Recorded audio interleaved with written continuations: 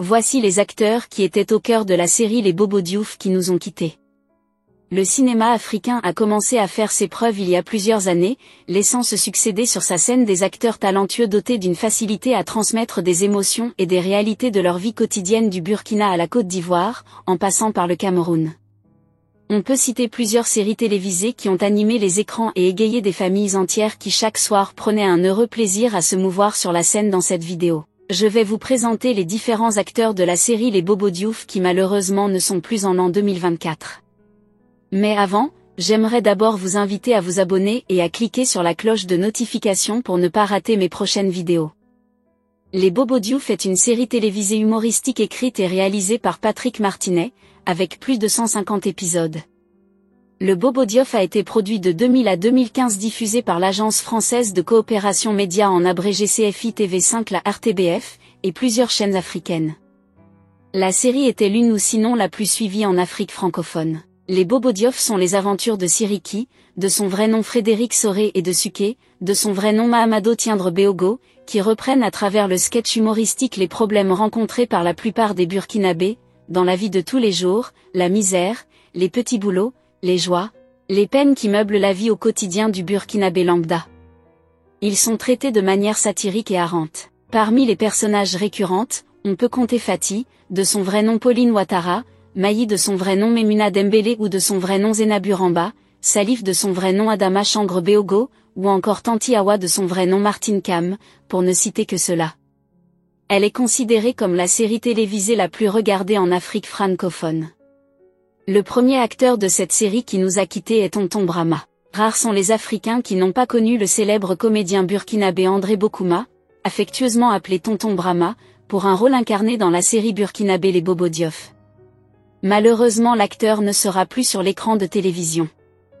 Âgé de 65 ans, le comédien André Bokouma alias Tonton Brahma aurait d'après les médias burkinabés succombé suite à une courte maladie. Rendu célèbre par la série comique à succès Les Bobo Diouf, où il incarnait le rôle d'un père transige envers ses deux filles et son épouse.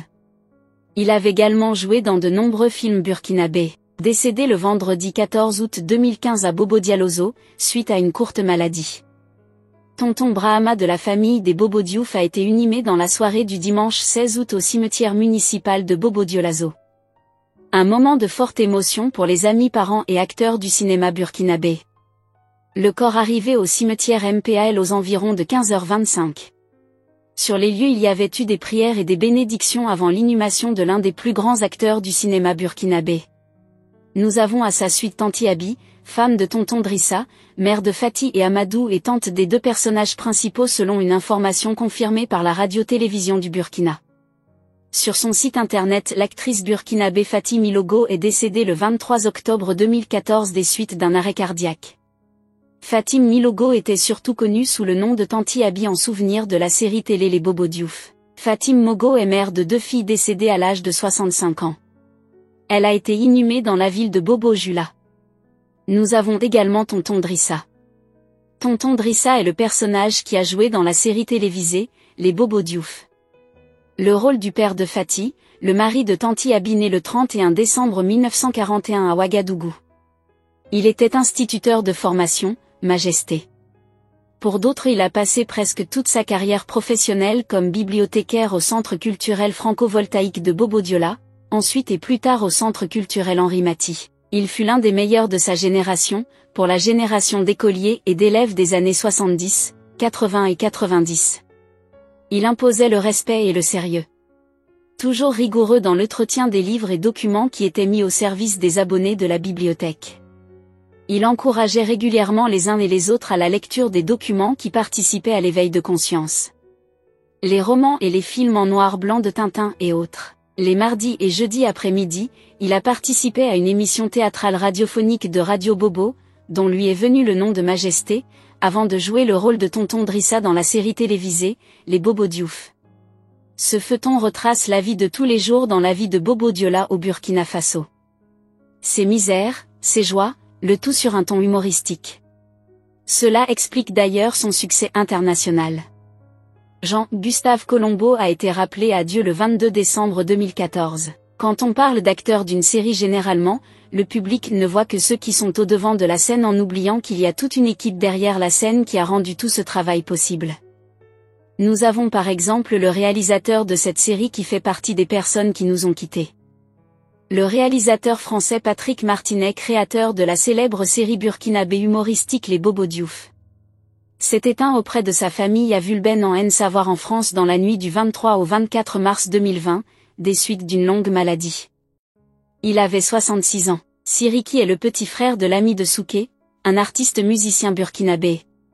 Leur première rencontre de travail était dans le royaume d'Abou, et chaque fois que Siriki venait sur le plateau, il somnolait et Souké l'ennuyait à travers des taquineries.